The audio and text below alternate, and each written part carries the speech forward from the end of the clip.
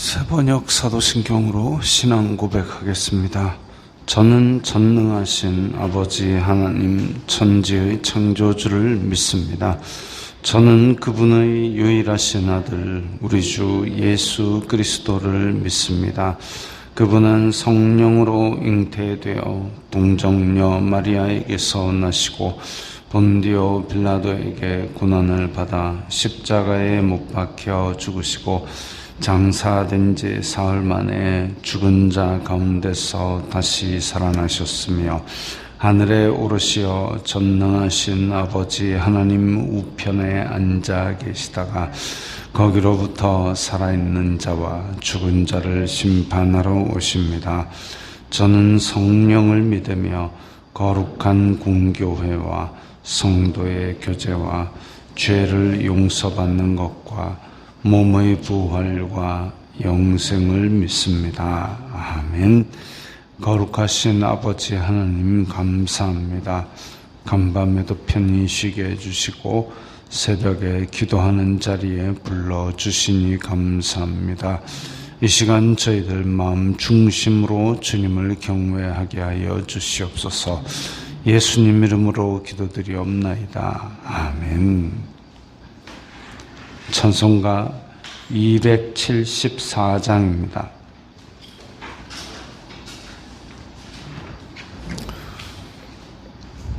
찬송가 274장입니다.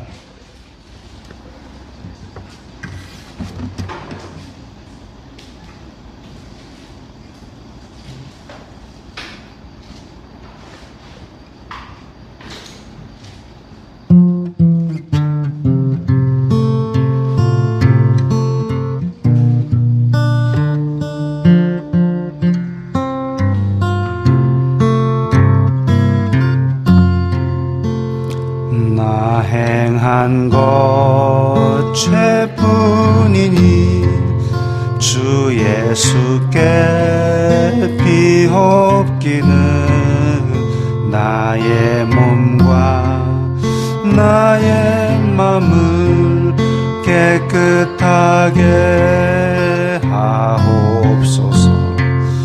물 가지고 날 씻든지 불 가지고 태우든지 내 한과 바 다 닦으사 내 모든 죄 멸하소서. 내 어두운 눈 밝히시니 참 기쁘고 고마우나 그보다 더 원하오니 정결한 맘 주옵소서. 물 가지고 날 씻든지 불 가지고 태우든지 내 한과 바 닦으사 내 모든 죄 멸하소서.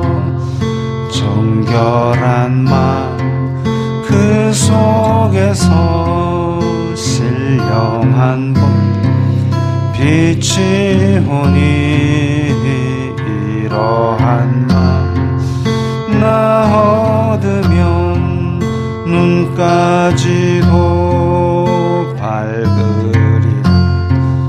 물 가지고 날 씻든지 불 가지고 태우든지 내 한과 바 다 닦으사 내 모든 죄 멸하소서. 못된 행실 다 고치고 악한 생각 다 버려도 주 앞에서 정결하고 자랑치는 못하리라. 물 씻든지 불 가지고 태우든지 내 안과 바다 닦으사 내 모든 죄 멸하소서.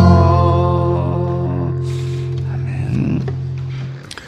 오늘 말씀은 예레미야 6장 22절부터 30절까지의 말씀입니다.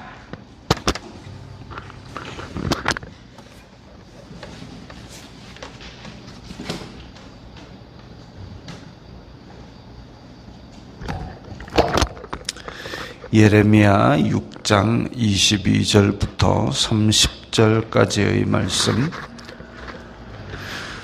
함께 읽겠습니다. 여호와께서 이와 같이 말씀하시되 보라, 한 민족이 북방에서 오며 큰 나라가 땅 끝에서부터 떨쳐 일어나나니 그들은 황창을 잡았고 잔인하여 사랑이 없으며 그 목소리는 바다처럼 포효하는 소리라.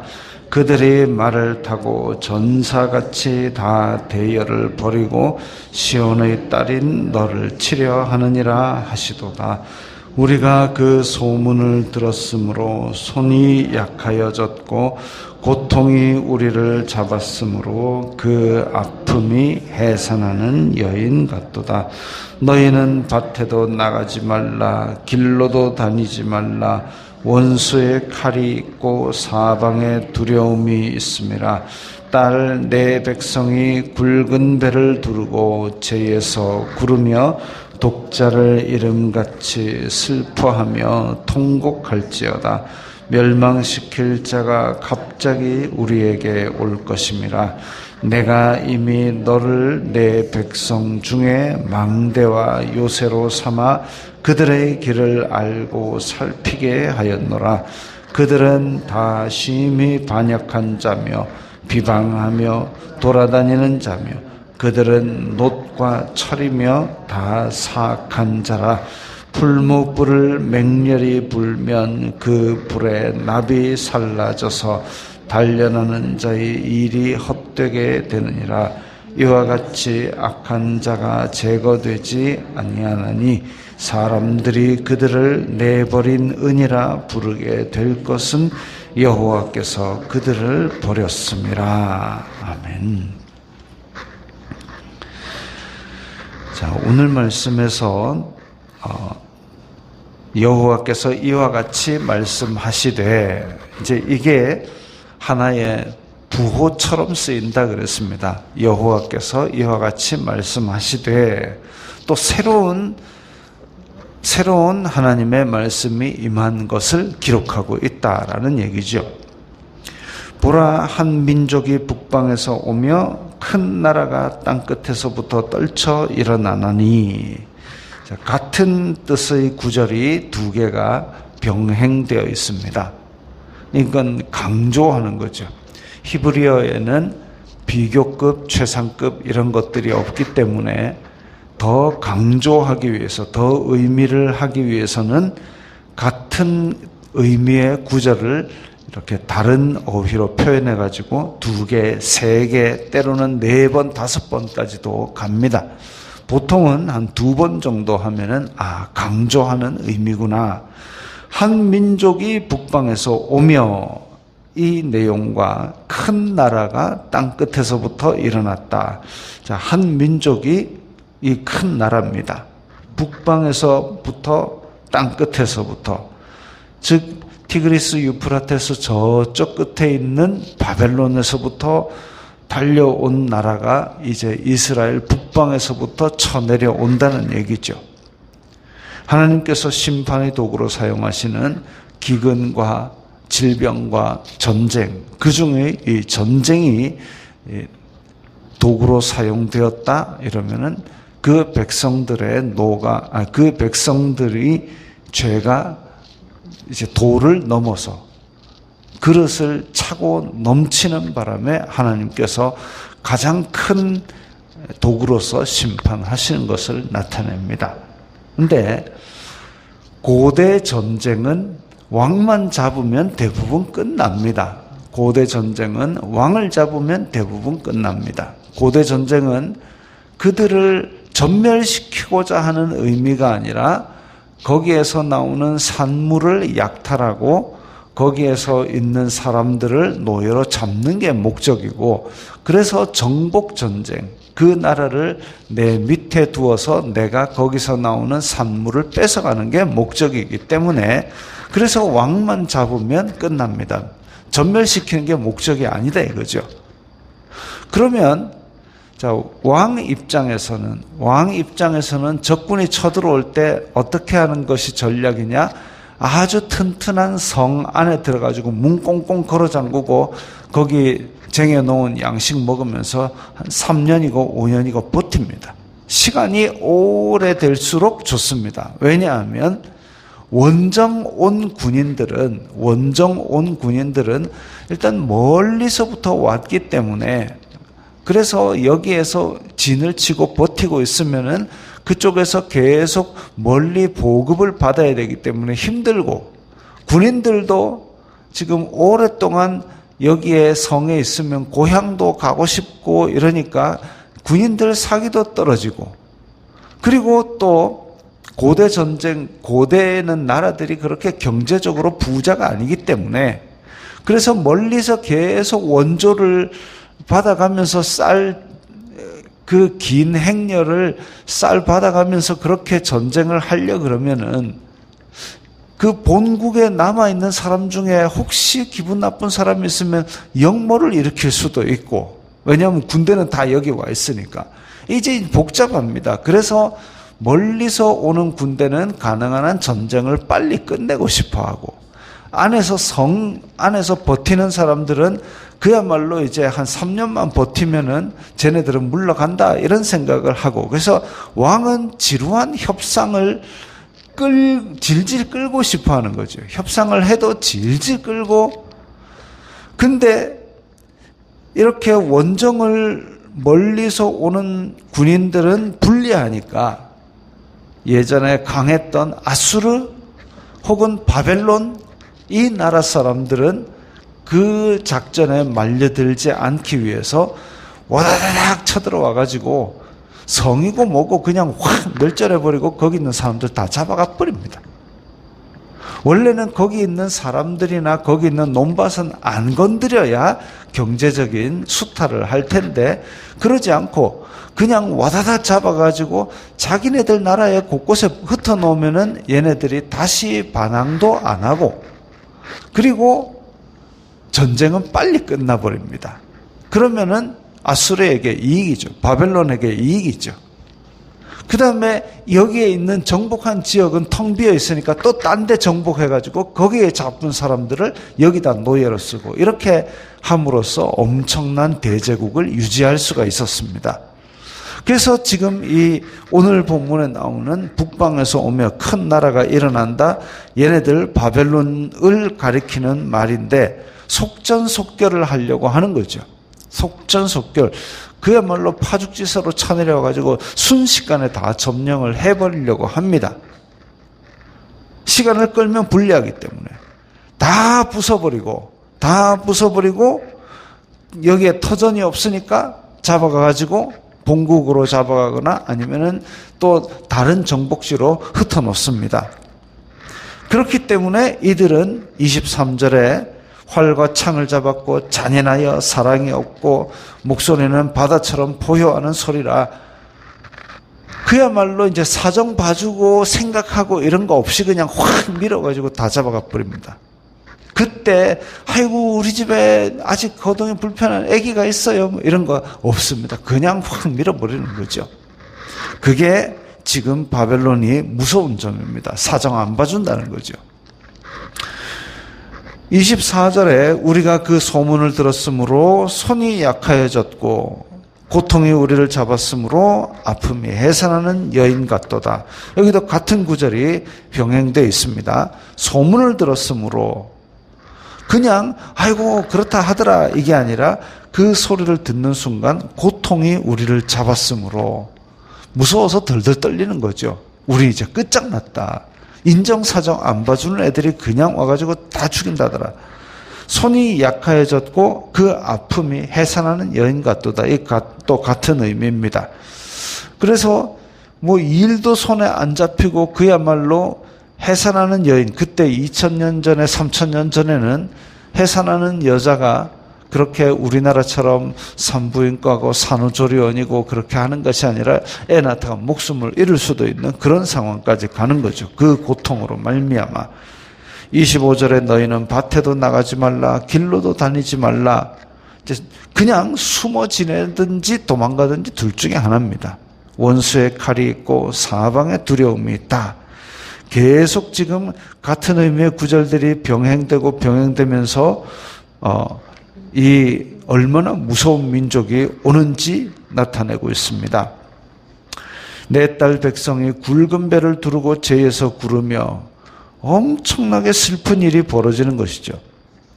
사람이 정말 너무나도 슬프고 원통한 일을 겪으면 그냥 대굴대굴 구릅니다. 엉엉 우는 것도 아니고 그야말로 숨을 꺽꺽거리면서 대굴대굴 구르는 거죠. 그 정도로 가족을 잃은 그런 슬픔들이 가득하고 멸망시킬 자가 갑자기 우리에게 올 것임이라. 이제 기습을 하게 되면 1대1로 쫙 펼쳐놓고 야 우리 싸우자 해가지고 그렇게 싸우면 비등비등 할 수도 있는 관계지만 그런 관계일수록 기습을 해서 모르는 사이에 치게 되면 거의 승리는 확실시 되는 거죠. 예전에 2차 대전 때 태평양의 진주만을 공격할 때에 일본이 날아가면서 선전포고 이제 전쟁한다라고 포고를 안 했습니다. 안 하고 거의 지금 하와이에 비행기가 보일 무렵에 선전포고를 하고 그대로 때려버렸죠. 왜냐하면 그 전에 야 지금부터 미국 당신네들은 우리랑 싸울 것이다 해갖고 일본 본토에서 출발을 했으면 미국이 대비 다 해가지고 그야말로 이제 태평양 안에서 끝이 났을 텐데 그런데 딱 비행기가 거의 하와이에 보일 쯤에 여기 땅 해가지고 때리니까 선전포고를 받았음에도 불구하고 손써볼 새 없이 그렇게 당한 거죠. 갑자기 우리에게 온다는 것이 그겁니다. 그런데 갑자기 오는데 그 정도가 여기 23절에 나온 대로 잔인하고 빠르고 강한 군대가 와르륵 들이닥쳐 버리니까 이스라엘은 손쓸 틈도 없이 당하는 겁니다. 내가 이미 너를 내 백성 중에 망대와 요새로 삼아 그들의 길을 알고 살피게 하였노라. 내가 이미 너를 하나님께서 예레미야를 백성 중에서 망대로 삼았고 파수꾼으로 삼아가지고 이런 모든 상황을 미리 알고 경고하게 했는데도 백성들이 말을 안 들은 거죠. 앞에서 보면 우리는 여호와의 길로 행하지 않겠다. 의지적으로 거부를 해버렸습니다. 그러면서 자기네들이 그야말로 거칠애로 하나님 앞에 제사는 또 멋지게 드린다고 하고 앉았죠. 그들은 다 심히 반역한 자며 비방하며 돌아다니는 자며 그들은 놋과 철이며 다 사악한 자라. 백성들이 얼마나 마음 심보를 강팍하게 굴었나면 놋과 철이라 그랬습니다. 또 앞에서 나온 표현에 보면 얼굴을 그렇게 놋처럼 딱딱하게 만들어가지고 하나님 앞에 고개를 쳐들고 내가 뭐 잘못했습니까? 이런 인간들이었죠. 29절은 번역이 좀 이상합니다. 29절을 우리 쉬운 성경으로 보면 풀무지를 세게 하면 그 불에 납이 녹아내리게 되는데 너희는 아무리 재련을 하여도 헛될 뿐이구나. 악한 것이 내 백성에게서 없어지지 않는다. 이렇습니다. 그러니까 29절에 풀무불을 맹렬히 불면 그 불에 납이 살라져서가 아니라 납이 살라진다. 아마도 예전에 그때 당시에 은을 재련할 때는 은 안에 불순물들을 제거하기 위해서 납을 섞었나 봅니다. 납을 섞으면 그 납이 이제 불순물하고 같이 이렇게 가라앉게 되고, 은을 완전히 녹여버리면 그 납들은, 납하고 이런 불순물들은 가라앉고 위에 은은 사람의 얼굴이 비칠 정도로 그렇게 쫙 녹게 되는데, 그렇게 해서 그 납을 넣고 불순물을 제거하고 납을 넣고 불순물을 제거하고 이런 식으로 하는데, 그런데 단련하는 자의 일이 헛되게 되느니라. 이게 먼저 나오는 게 아니고 밑에 이와 같이 악한 자가 제거되지 아니하나니로 번역하면 안 되고, 악한 자가 제거되지 않으면 단련하는 자의 일이 헛되게 되느니라. 이렇게 번역하는 것이 말이 통합니다. 그래서 풀무불을 맹렬히 불어서 납을 살라서 이게 은을 재련을 해야 되는데, 악한 자가 제거되지 아니함으로 단련하는 자의 일이 헛되게 되느니라. 이스라엘 자손들은 정한 은처럼 그렇게 재련을 하려고 하는데, 아무리 납을 넣고 아무리 풀무불을 불어도 이 악한 자가 제거되지 않음으로 말미암아 단련하는 자의 일이, 하나님께서 그 정화시키려는 노력이 헛되었다. 그래서 왜? 이 이스라엘 자손들은 28절에 나온 대로 심히 반역해가지고 하나님의 뜻을 일부러 의지적으로 거역하였기 때문입니다. 진짜 말 안 듣는 자식인 거죠. 30절에 사람들이 그들을 내버린 은이라 부르게 될 것은, 그래서 아무리 재련을 해도 그 불순물이 제거되지 않은 은은 버릴 수밖에 없는 거죠. 은광석을 아무리 재련을 해도 불순물이 계속 섞여 있으면 그걸로 뭐 그릇을 만들 수도 없고 반지를 만들 수도 없고, 내버린 은이라 부르게 될 것은 여호와께서 그들을 버렸습니다. 이 말대로 백성들을 바벨론이 다 잡아가니까 그 이방 민족들이 아하 하며 그들의 여호와는 어디 있느냐, 여호와께서 그들을 지키지 않으셨도다. 그걸 위해서 또 선지자들은 예언을 합니다. 하나님의 뜻을 끝까지 거부하더니 하나님의 예언대로 이들을 다 잡아가셨도다. 이런 말들을 하게 되는 것이죠. 이렇게 북방에서 쳐들어오는 민족은 이 아주 잔혹하고 아주 빠르게 거역한 민족을 그렇게 하나님의 심판을 베풀게 됩니다. 그러면 우리의 역할은 무엇이냐? 내가 이미 너를 내 백성 중에 망대와 요새로 삼았다 그랬습니다. 우리도 마찬가지 이 어두운 때에, 이 말세에, 미혹 많은 때에 하나님의 말씀을 들고 이 민족의, 한국 교회의 망대와 요새가 되어서 우리가 하나님의 말씀에 비추어서 잘못하고 있는 것은 무엇이 있는가? 이 시대는 우리는 어떻게 살아야 되는가? 세상을 보고 말씀을 보고 백성들에게 나팔을 불고 경고하는, 그리고 그 죄를 지고 하나님 앞에 기도하는 그런 사람들이 되어야 되겠지요. 지금은 전도를 안 해서 사람들이 안 돌아오는 것이 아니라 우리의 삶이, 먼저 믿은 사람들의 삶이 하나님 앞에 바로 서 있지 않으면 그것이 곧 우리의 전도를 막는 일이고, 또 그것이 하나님의 심판을 자초하는 길입니다. 미혹 많은 이때에 우리가 하나님의 말씀 위에 바로 서야 하겠습니다. 기도합니다. 거룩하신 아버지 하나님, 감사합니다. 저희들이 이 땅에서 망대와 요새로 삼아서 하나님께서 하나님의 백성들을 경고하게 하고 하나님의 백성들을 보존하게 하는 그런 역할을 담당하게 하여 주시옵소서. 예수님 이름으로 기도드리옵나이다. 아멘.